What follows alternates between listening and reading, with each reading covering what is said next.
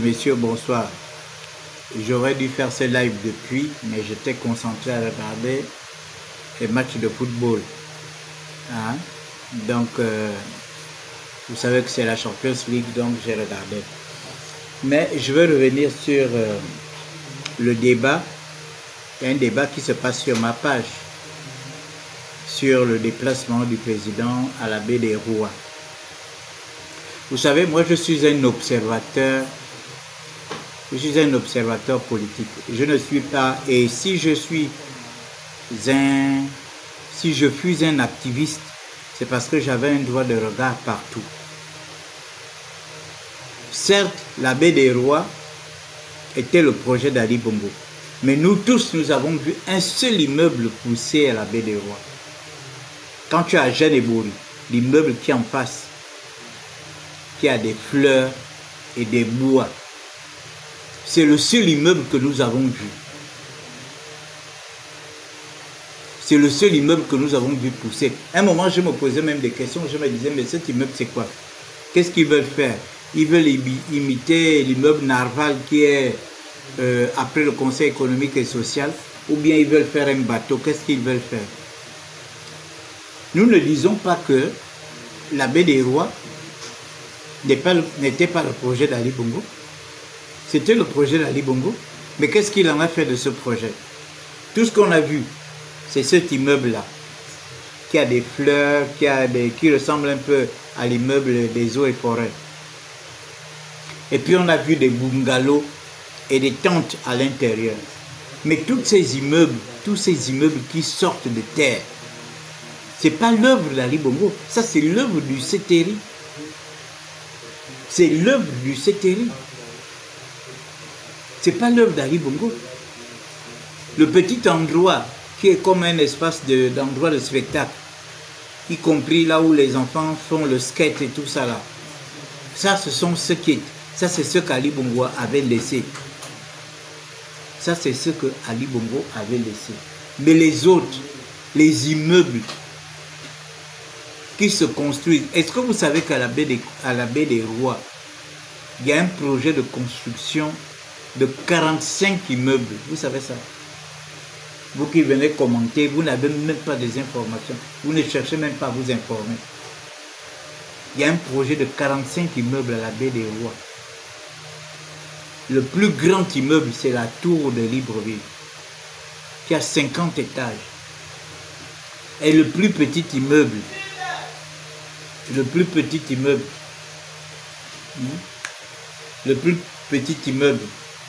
à 10 étages. À 10 étages. Le plus petit immeuble. Donc vous n'avez pas des informations sur ça. Vous venez juste débattre parce que vous êtes de mauvaise foi. À un moment donné, il faut que vous arrêtez d'être de mauvaise foi. Parce que le CTRI, Brice est en train de travailler. Il ne sait pas donner le nom de bâtisseur pour rien. Parce que justement, effectivement, il est en train de bâtir. Demain, vous allez dire aussi que oui, la Cité de la démocratie, c'était le projet d'Ali Bongo. Brice est seulement venu achever. Demain, vous allez dire que, comment on appelle, la Cité Émeraude, c'était le projet d'Ali Bongo. Brice est simplement venu achever. Hein? Mais à qui revient la gloire? La gloire revient à Brice. Parce que si Ali Bongo a eu, s'il avait l'intention, s'il avait un bon projet, on peut avoir un bon projet en tête, mais que ce projet ne voit pas le jour. Mais celui qui finit ce projet, celui qui achève ce projet, c'est à lui que revient la gloire. C'est à lui que revient la gloire. Donc la gloire de la construction de la baie des Rois aujourd'hui revient à Brice Clotaire Oligui. Et lui-même l'a bien dit, il faut suivre le journal. Quand il a fait la visite de la baie aujourd'hui, on a suivi à la télé tout à l'heure. Il a dit quoi? Il a dit qu'il n'y avait qu'un seul immeuble. Ce que je viens de vous dire. Tout ce qui est en train de se faire là, c'est l'œuvre, c'est avec l'arrivée du CTL. Hein? Le projet était certes à Dali, et je peux même vous dire que ce projet-là n'était même pas Dali. Ça, c'était un projet d'Omar Bongo, la marina. Il devait avoir une marina. Et Ali Bongo fait partie des gens qui ont bloqué le projet de la marina. Ali Bongo fait partie des gens qui avaient bloqué le projet de la marina. Parce qu'il voyait que... Parce que qui devait faire la marina là? C'était les Sud-Africains. Il y avait eu un forum au Gabon. Et le projet, c'était un projet sud-africain. Et comme toujours, Ali Bongo, c'était un saboteur, il a saboté le projet. Et c'est quand il est devenu président de la République, en organisant ces faux forums New York-Africa, que le projet de la marina a été réveillé. Le projet de la marina a été réveillé. Est-ce que vous savez qu'Ali Bongo avait voulu s'accaparer de ce projet de la baie des Rois en son projet personnel avec sa femme? Vous savez que là où il y a la baie des Rois, vous savez que le titre foncier de la baie des Rois est au nom de Sylvia. Ils avaient voulu s'accaparer. Ils avaient voulu s'accaparer de ce projet. Pour que ce projet devienne leur projet personnel, un peu comme ils avaient voulu s'accaparer de Nkok. Parce que c'est tout ça, là. Quand vous voyez Sylvia est en prison, Sylvia n'est pas en prison parce que on lui fait le mauvais cœur. Parce qu'elle a posé des actes de banditisme très graves. Des actes de banditisme très graves. Et quand je vois aujourd'hui des soi-disant activistes qui se disent gabonais, oh, on est là, on défend le pays, on défend l'état de droit. Allez-y regarder le titre foncier de la baie des Rois. Vous verrez que c'est au nom de Sylvia Bongo. Noureddin avait même déjà cassé son Maïna. C'est lui qui a fait les petits bungalows en bois que vous voyez à la baie des Rois. C'est Noureddin qui avait fait ça. Tous les petits bungalows là étaient à lui. C'était à lui. Ils avaient pris, c'était devenu leur affaire personnelle. Ils ont fait ils ont mis des toboggans, des machins, tous ces trucs-là. Parce que eux, donc c'est-à-dire que le Gabon sort de l'argent pour construire la baie des Rois.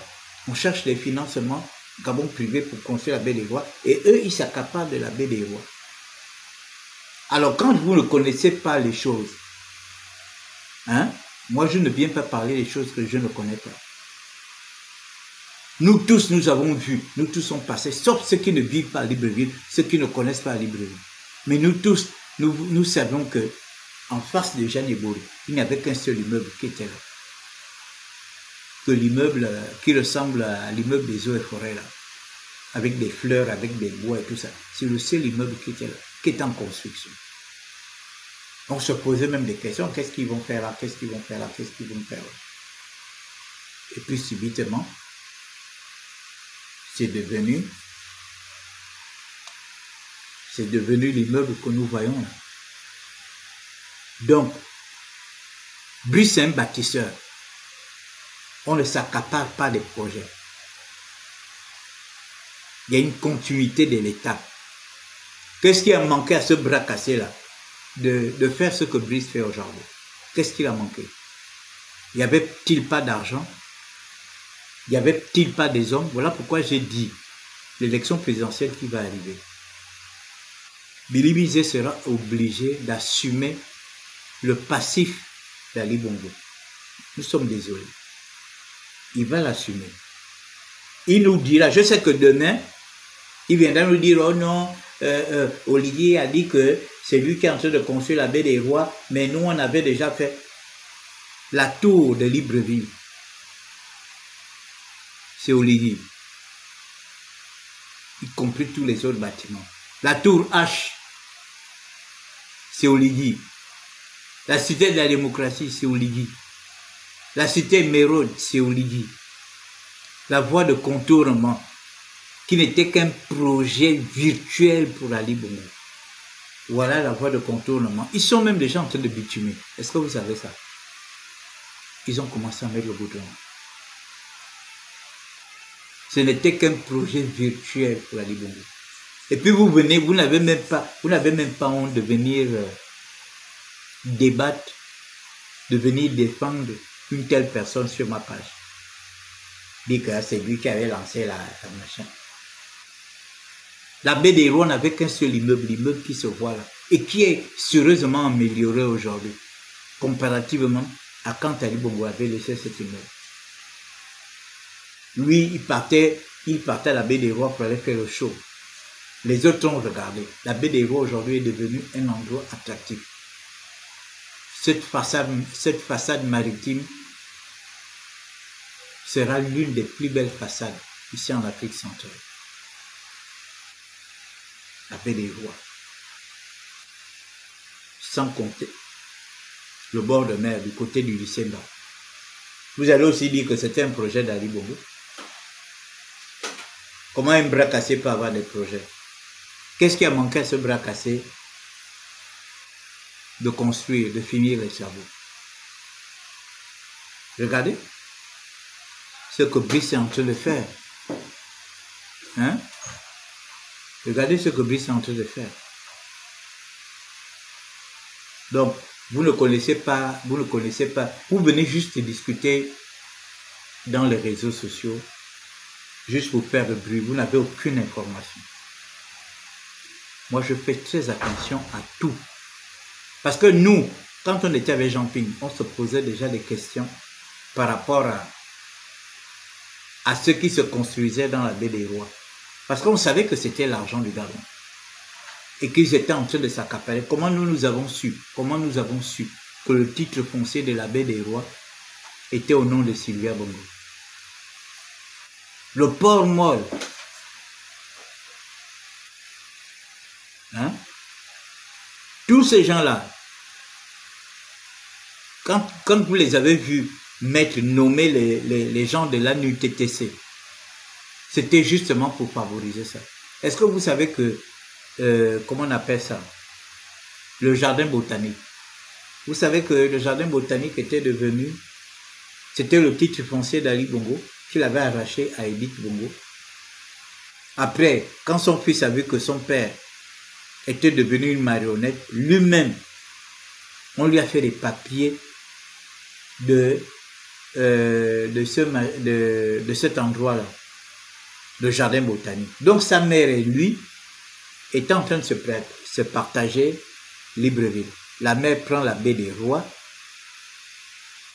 le titre foncier est à son nom, et le fils prend le jardin botanique. Le fils prend le jardin botanique, on change les papiers, on met en son nom. C'est des choses que vous ne connaissez pas. Parce que ce qui vous intéresse, c'est de raconter tout et n'importe quoi sur la toile. Vous ne vous préoccupez même pas un peu des choses de votre pays. Et vous êtes là sur la toile, on ne sait pas ce que... Vous êtes là, alors c'est faux. Vous dites seulement c'est faux, vous n'avez aucune information. On ne vous informe pas. Moi, je suis très informé. Il y a des informations que j'ai, que je vous ai souvent dit ici que Sylvie avait 4 Boeing. Est-ce qu'auparavant, vous savez ça? Quand elle jouait les yéyés là, avec les robes, avec ses robes comme une libellule et tout ça, vous savez qu'elle avait 4 Boeing. Est-ce que vous savez ça? Mais vous ne savez pas ça, vous étiez en train de dire, maman Sylvia, Sylvia, alors qu'elle se foutait bien de vous. Elle se moquait bien de vous. Hein? Elle se moquait bien de vous. Elle était en train de se remplir les poches. Et transportait l'or du Gabon. On amenait ça à Londres. Dans des cantines. Pendant ce temps, vous étiez là. En train de faire des lives pour distraire les gens. En train d'aller suivre des distracteurs comme les Jonas Moulenga. Au moment où il faut parler des choses sérieuses, c'est là où lui, il amène des sujets. Regardez, là, on est sur les sujets sérieux. Lui, il amène les gens les sujets de HPO. HPO à Neza. HPO, c'est qui? Qu'il soit là, qu'il ne soit pas là. Sa présence est égale à son absence. Les HPO ont déjà fait leur temps comme les Bilibinzé. C'est des gens qui ont bourlingué avec Ali Bongo. C'est des gens qui ont martyrisé les Gabonais. C'est des gens qui ont infantilisé les Gabonais. C'est des gens qui ont infantilisé les Gabonais. Je vois, ils font des posts. Oh, 6 000 personnes sont au chômage. C'est la première fois qu'on voit un chef d'entreprise qui est en fuite et il s'en va avec les clés de son entreprise de telle sorte que les gens sont en fuite. Les gens sont au chômage. Sylvia Bongo, elle n'a pas laissé, comment on appelle l'école là, les rubans verts. Depuis qu'elle est en prison, les rubans verts sont fermés. Mais les enfants continuent d'apprendre le ruban vert. Les enseignants continuent d'enseigner au ruban vert. Tous ceux qui travaillent là-bas continuent de travailler. Et ils sont toujours payés. Pourquoi lui, dans sa fuite, il ferme son entreprise? Et vous voulez faire du chantage aux gens par rapport à ça? Les gens ont des problèmes avec lui. Les gens n'ont pas des problèmes avec son entreprise. Il aurait pu, puisque c'est une holding. On suppose que quand c'est une holding, il ne gère pas ça seul.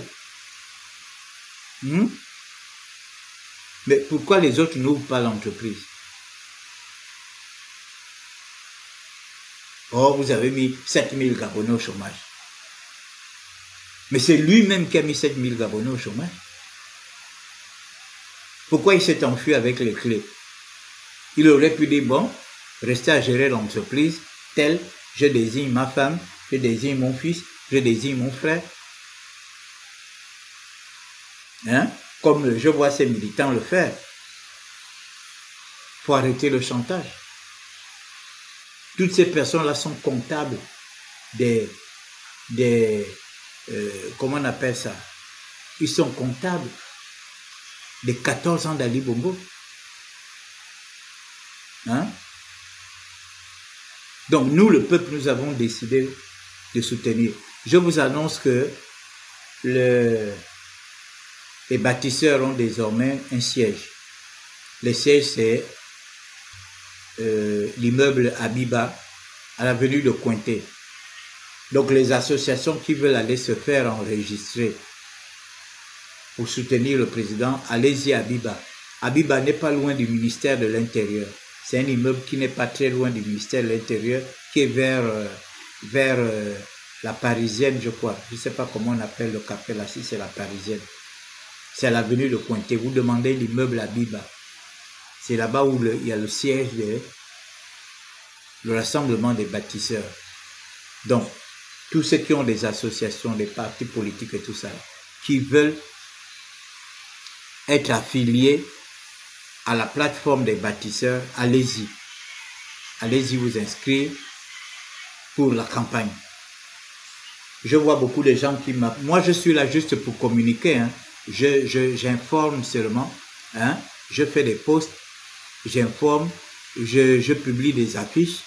Hein. Moi, je ne suis pas membre directeur. Je ne suis pas au directoire des bâtisseurs. C'est pas la peine de me charger les inbox avec machin. Moi aussi, on m'envoie aussi des informations. Et moi, qu'est-ce que je fais? Je les répercute sur ma page Facebook ou bien sur TikTok. C'est ce que je fais. Donc, le siège, c'est pas le siège, c'est pas ma page Facebook, c'est pas le siège. Maintenant qu'ils ont annoncé, il y a même des numéros de téléphone. Vous pouvez appeler. Le problème avec vous, c'est que vous n'aimez pas lire. Vous aimez seulement combien vous servir tout sur un plateau.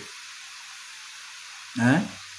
Vous voulez seulement combien vous servir tout. Donc, pour revenir à la baie des Rois, quand les militaires ont pris le pouvoir, la baie des Rois n'avait qu'un seul immeuble. L'immeuble qui se voit là, qui ressemble à un immeuble en bois avec des fleurs et tout ça là, qui est en face de Janébori. C'est le seul immeuble.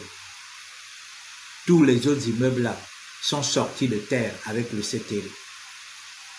Sont sortis de terre avec le CTL. Et ça continue. Dans cet endroit-là, il va y avoir 45 immeubles. Toute la façade maritime là, il va y avoir 45 immeubles. L'immeuble le plus puissant aura 50 étages. La tour de Libreville, ce sera la tour la plus balèze d'Afrique centrale.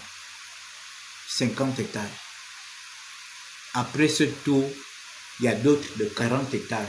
Il y a d'autres de 30 étages, 25 étages, 20 étages. Le plus petit immeuble a 10 étages. Voilà. Donc toute la façade là. Et comme a dit le président, pour le moment, il y a près de 1200 1200, 1500 Gabonais qui travaillent. Mais quand tout ça sera fini, il va y avoir près de 15 000 Gabonais. 15 000 Gabonais qui vont travailler. Donc, il y aura tout là-bas. Les restaurants, les salles de sport, les salles de conférence. Il va y avoir tout. Des salons de coiffure. Il va y avoir beaucoup de choses. Hein? Des hôtels 5 étoiles, des hôtels 3 étoiles.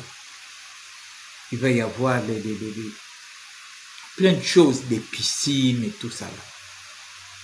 Il va y avoir des salles de jeux, des toboggans, des machins pour les enfants.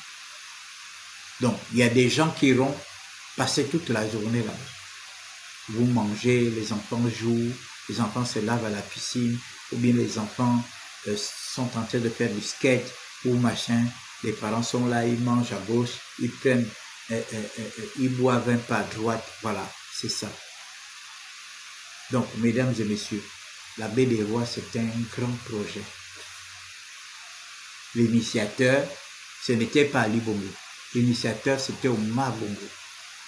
Ce sont les Sud-Africains, je me rappelle bien, les Sud-Africains étaient venus. Ils avaient voulu faire de cet endroit une marina comme chez eux en Afrique du Sud. Mais comme Ali Bongo était un saccageur, il a tout fait pour que ce projet-là ne voit pas le jour. Parce qu'il savait que son père était en train de partir et que lui, maintenant, il voulait s'accaparer de ce projet pour qu'on dise que voilà, c'est lui qui est venu faire ci, c'est lui qui est venu faire ça, c'est lui qui est venu faire ci, c'est lui qui est venu faire ça. Hein? Même le chantier de la route de la Lara au vent. C'est, comment on appelle, Jean-Yves Domké, Premier ministre, qui était allé lancer des travaux. Ils ont bloqué. Parce que le gars, il avait déjà des projets dans sa tête avec André Baobam de prendre le pouvoir. Ils ont bloqué. Après, dès qu'il est passé au pouvoir, allez, ils ont lancé les travaux. Pareil comme à l'époque, j'étais encore chargé de mission de maire. Le projet de la construction des échangeurs de Nzayon. Moi, j'ai participé à des réunions. C'est Colas International qui était venu faire des études. Et je vous dis que l'échangeur là, on devait casser. Même les stations-service qui sont en Nzayon devaient être cassées. Même Mbélé devait être cassé. Le lycée Mbélé qui est avant la mairie devait être cassé parce que c'était un grand projet. L'école qui est là, si c'est Bambino, tout ça là, devait être cassé. C'est Colas International qui avait fait des études. Ils ont fait des études. À l'époque d'Omar Bongo, il y a eu des réunions. Quand Omar Bongo meurt, Ali met Colas International de côté pour aller chercher son beau-frère Baloche pour lui donner le projet. Maintenant, Baloche cherchait à récupérer les études de Colas International. Colas a refusé. Ils ont été obligés de faire leurs études. Et c'est là où ils ont conçu les ponts là. Qu'ils nous ont fait appeler échangeurs. Or, le projet de cet échangeur là, c'était pas comme ça. Le projet de cet échangeur là ressemble au projet qui va être fait, comment on appelle, au camp de Gaulle. C'était ce genre. Il n'y avait pas d'arrêt. Les voitures passent en bas, les autres passent en haut, les autres prennent seul voie. Il n'y avait pas de stop. Or, qu'est-ce qu'on voit aujourd'hui? Quand vous venez pour aller en Nzayon, vous êtes obligé de faire, il y a l'embouteillage. Il y a l'embouteillage pour aller en Nzayon. Pour ceux qui vont à Tibentos, il y a l'embouteillage. Pour ceux qui traversent, qui vont, comment on appelle ça, qui vont vers plein ciel, il y a l'embouteillage. Or, c'était pas ça le but. C'était pas ça le but. un échangeur, les voitures ne s'arrêtent pas.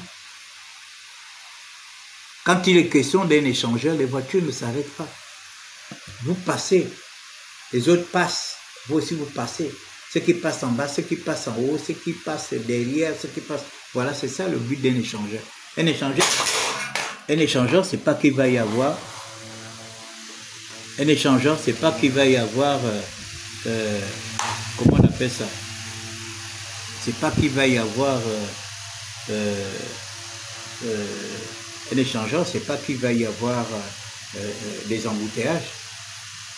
Comme je vois à ONG, il y a des embouteillages au niveau de l'échangeur. C'est pas possible. Donc, mesdames et messieurs, c'était mon petit message. On se dit à demain.